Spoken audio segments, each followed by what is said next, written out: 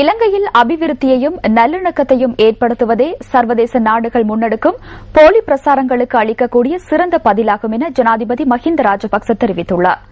வரலாற்று சிறப்புமிக்க திருகோணமலை பெட்ரிக் கோட்டை முன்பாக இன்று முற்பகல் நடைபெற்ற 65வது தேசிய சுதந்திர தின வைபவத்தில் உரையாற்றிய போதே ஜனாதிபதி இதனை கூறினார்.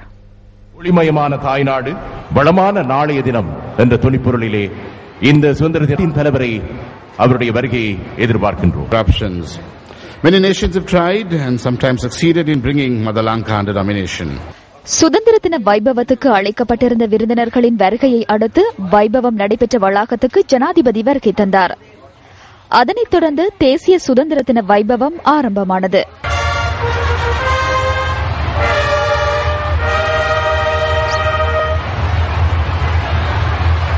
ஜனாதிபதி தேசிய கொடியை ஏற்றியதன் பின்னர் திருகோணமலை மாவட்டத்தின் சில பாடசாலைகளைச் சேர்ந்த மாணவர்கள் தேசிய கீதம் இசைத்தனர்.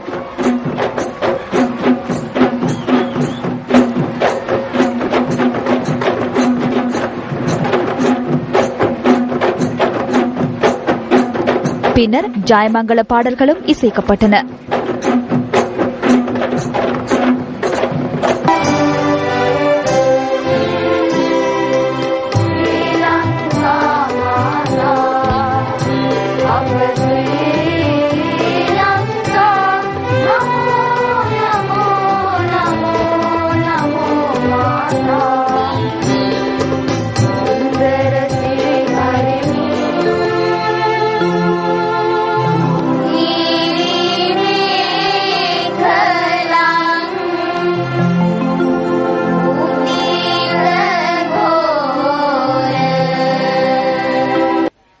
தேசத்தின் சுதந்திரத்திற்காக உயிர் தியாகம் செய்த வீரர்களை நினைவு கூறும் வகையில் 1 நிமிட மௌன அஞ்சலி செலுத்தப்பட்டது.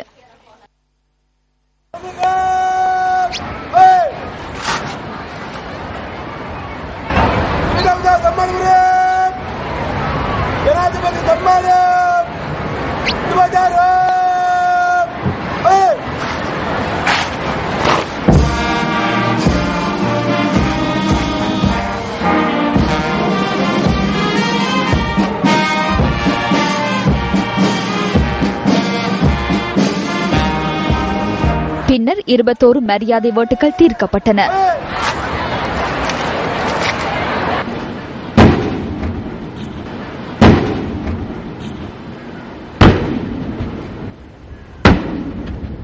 ත්‍රස්තවාදය තමන්ගේ රටින් සාමුලින් මතුගා දැම්මූ ලෝකයේ එකම රට බට පත් වෙලා දැන් වසර 4කට ආසන්න කාලයක් ගෙවිලා பயங்கரவாதத்தை முற்றாக ஒழித்த உலகின் ஒரே நாடாக இலங்கை மாற்றமடைந்து சுமார் 4 வருடங்கள் கடந்துள்ளன.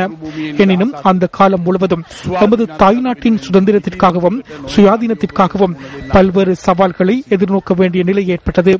இதனூடாக தற்போது நாம் மிகவும் வலுவான நிலையை அடைந்துள்ளோம் என்று கூறினால் அது மிகையாகாது. அணிசேரா கொள்கையே இலங்கையின் வெளிவார கொள்கையாக அமைந்துள்ளது. இந்த கொள்கையை அடிப்படையாக கொண்டு நாம் வெளிநாட்டு கொள்கைக்கான புதிய யுகம் ஒன்றை உருவாக்க வேண்டும். அது இன்று இலங்கையின் சுதந்திரத்திற்கு மிகவும் அத்தியாவசியமான ஒன்றாக அமைந்துள்ளது.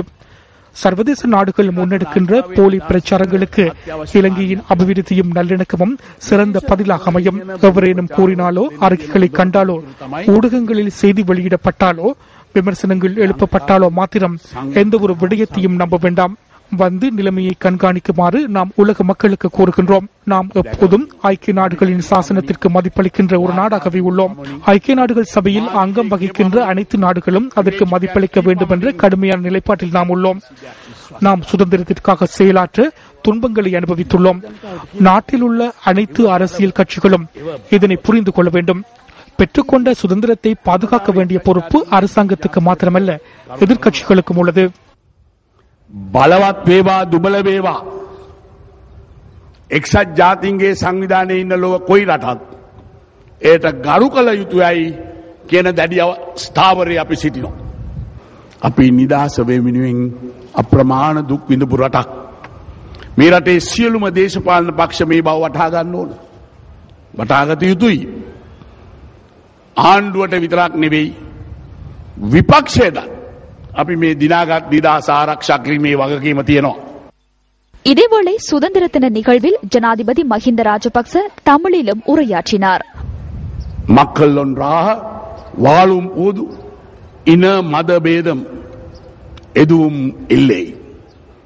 எனவே இறுதியில் நாட்டை பிரிப்பது சாத்தியமில்லை. இந்த நாட்டில் எல்லோரும் சம உரிமையோடு வாழ்வதுதான் நல்ல தீர்வு. இனபேதம் போலவே மதபேதமும் நாட்டில் அழிவே உருவாக்கும். யாராவது இந்த பேதம் உருவாக்கினால் அது நாட்டில் பிரிவினை உருவாக உதவி செய்யும். நாம் அதுக்கு இடம் கொடுக்க மாட்டோம். உங்களையும் நாட்டையும் விட்டு விலகி சென்ற வேலி நாட்டு டயஸ்போராவை வீட உங்கள் அயல்வாசியை நம்ப வேண்டும் என்பதை நான் அறிவேன்.